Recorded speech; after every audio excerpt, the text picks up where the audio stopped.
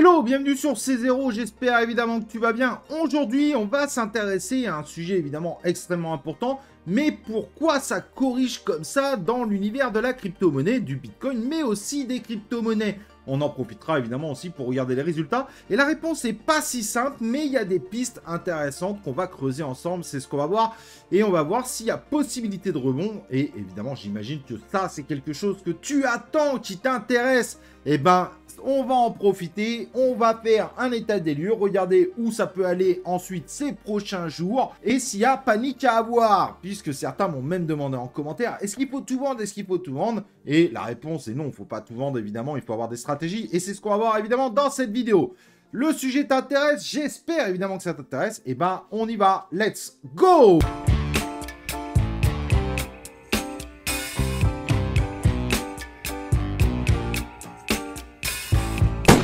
Donc comme je disais, aujourd'hui on va s'intéresser à notre marché qui est en baisse et pourquoi il est en baisse et qu'est-ce qu'on peut attendre de la suite. Au passage, n'oublie pas évidemment de t'abonner sur la chaîne YouTube, d'activer les cloches de notif pour recevoir mes prochaines vidéos et mes prochains lives en notification. Et j'en profite toujours pour vous remercier. On a dépassé les 35 000 abonnés avant-hier. Merci à vous. On grossit ensemble, notre commu grossit. Et n'oublie pas d'ailleurs aussi de mettre ton like sur cette vidéo. Ça soutient énormément la chaîne. Cette chaîne 100% crypto, 100% fun, 100% non bullshit. Pas de lien d'affiliation.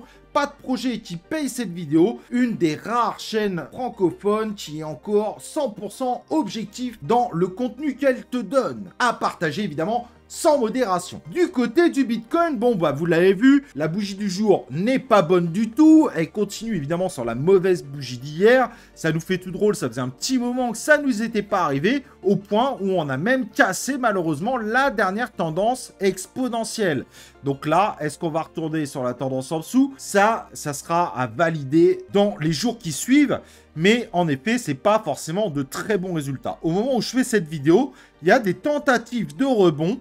Et c'est intéressant de comprendre pourquoi il pourrait y avoir ces tentatives de rebond. D'ailleurs, on en profite également pour aller regarder du côté des crypto-monnaies. Et c'est clair que sur 24 heures, le top 100 ne se porte pas très bien. Avec quelques résultats positifs sur la dernière heure, on revoit quelques cryptos passer dans le vert comme Conflux Network, le CFX, SEI Network, X, FET. Mais voilà, c'est une toute petite minorité.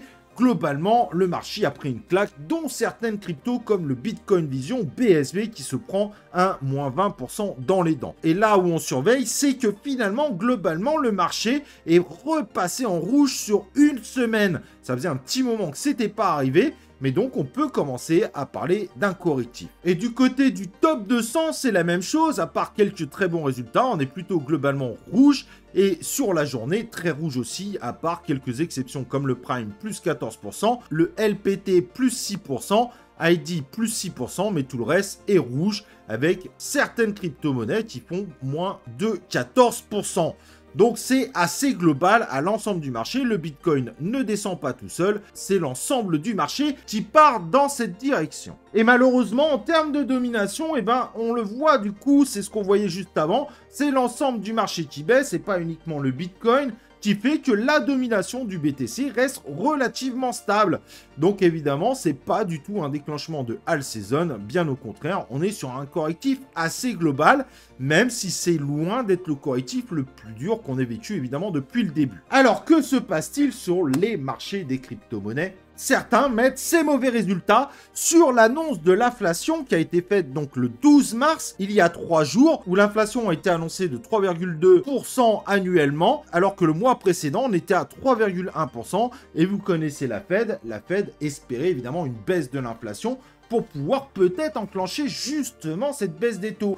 Mais à se méfier, elle parlait déjà d'un report de la baisse des taux, puisque certains indicateurs pouvaient montrer que cette inflation ne descendrait pas à 2% et pourrait persister, voire monter sur les prochaines séances et gagner malheureusement l'inflation est montée sur ces prochaines séances. Bien que rien d'alarmant, ça a eu un impact évidemment sur le marché. Cependant, il faudra voir les résultats aujourd'hui. Même si le SP500 semble avoir montré une légère baisse, il reste évidemment sur une très belle tendance.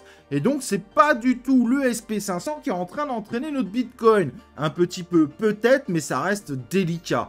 Donc, d'associer évidemment la baisse du SP500, même si elle a été importante. Il faudra voir évidemment à l'ouverture des marchés. Mais finalement, notre Bitcoin, certes, a été en baisse hier, mais les marchés, évidemment, selon les résultats du marché, ça pourrait changer un petit peu la tendance actuelle.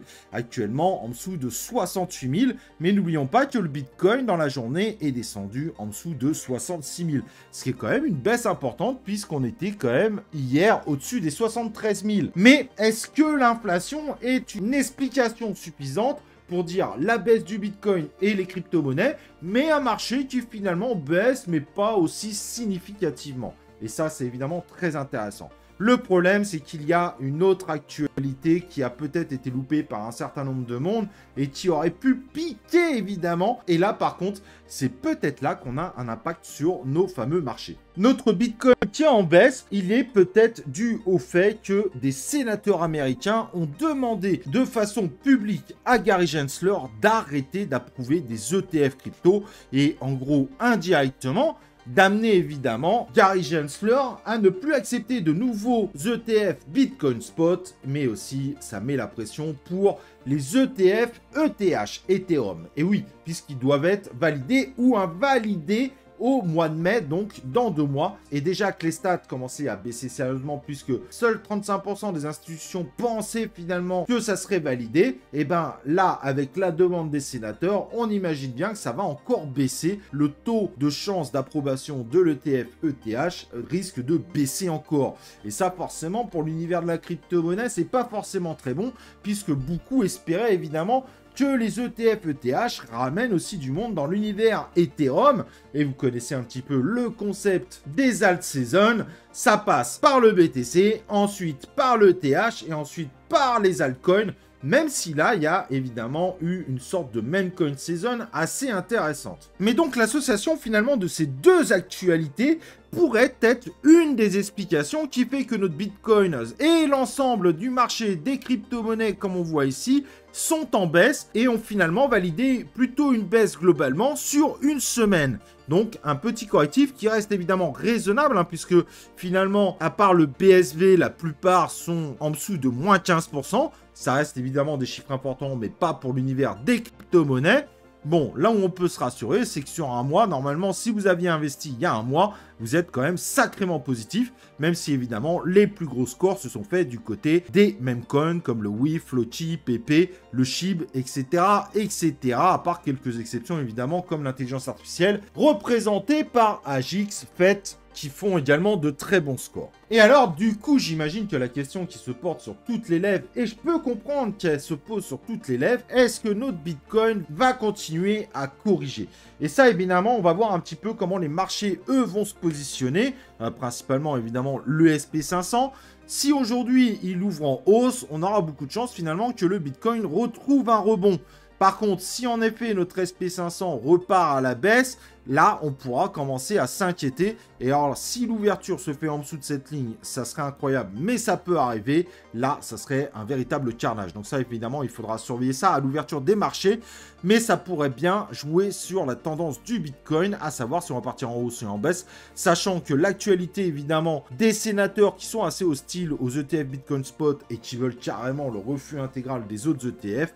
Et évidemment, une actualité qui vient noircir un petit peu le tableau. Donc partir, évidemment, sur une période de baisse, comme nous l'avait annoncé Coinbase d'ailleurs au passage. Mais bon, Coinbase a beaucoup de Bitcoin, donc il faut se méfier quand même en partie de leurs prédictions. Pourquoi pas finalement partir sur une période de baisse? Mais actuellement, rien ne se confirme évidemment à ce niveau-là. Évidemment, là où on peut se consoler, c'est qu'en revanche, du côté de la heatmap, on ne voit pas spécialement de vraies résistances, de vraies liquidations. Ça reste relativement calme.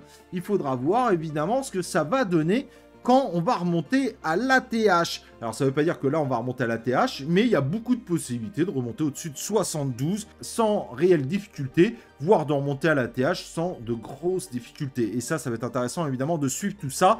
Au cas, les indicateurs, eux, ne sont pas en train de nous dire qu'on va repartir considérablement sur un crash monumental du Bitcoin, même si les actualités sur le coup dernièrement sont plutôt défavorables au Bitcoin et aux crypto-monnaies. Mais est-ce que ce type d'actualité sera suffisant pour faire cracher notre Bitcoin? Il faut relativiser. Pour le moment, si on parle d'un correctif, ce ne sera pas forcément un correctif très fort. Bien que là, on a déjà corrigé. on a quand même possibilité de rebondir évidemment au-dessus des 60. En revanche, si on descendait en dessous de 60, ça deviendrait quand même assez inquiétant. Là, on rentrerait dans un correctif assez important parce qu'on annulerait indirectement une deuxième tendance, ce qui serait beaucoup moins bon, ce qui pourrait finalement nous dire qu'on est dans un bull trap. Et ça, évidemment, je pense que un grand nombre d'entre vous n'ont pas spécialement envie de vivre ça, puisque vous n'avez pas pour tous des stratégies qui jouent sur la volatilité. Ceux qui jouent évidemment sur les stratégies de volatilité, ils attendent que ça, un bull trap, ça serait un gros jackpot pour eux, puisqu'ils ont forcément récupéré des profits quand c'était au top du top, et que du coup, ils attendent pour entrer, voire ils rentrent par palier. Donc en réalité, ce qu'on vit autour de ces marchés va dépendre évidemment des stratégies que vous allez mettre en place, des stratégies qui joue sur les volatilités et qui prévoit que potentiellement le marché crypto et Bitcoin peut s'arrêter maintenant et redescendre. On ne sait pas évidemment de quoi est fait le futur. Ceux qui sont pas bullish, qui sont pas bearish, mais qui prévoient l'ensemble des scénarios sont en général les plus récompensés évidemment de tout ce qui se passe dans l'univers des crypto-monnaies. Ceux qui sont bullish sont souvent malheureusement des victimes futures, ceux qui vivent très mal les prochains bear markets parce que parfois certaines cryptos perdent 90% de leur valeur du top du cycle au bottom du cycle suivant. Bon voilà, évidemment à toi de voir, mais je t'ai donné pas mal d'infos je pense pour que tu puisses te préparer. Alors, ça va être très intéressant évidemment de voir l'ouverture des marchés. On en parlera évidemment ce soir pendant le live.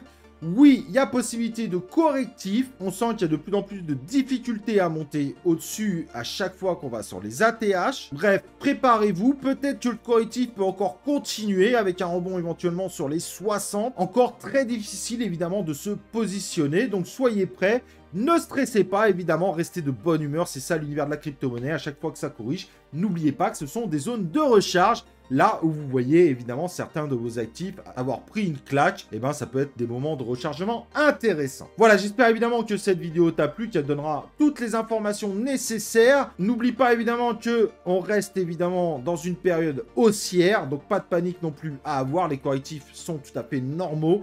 N'oublie pas de liker avant de partir. Et comme d'habitude, ce que je te propose, c'est qu'on se retrouve pour un prochain live ou une prochaine vidéo de C0.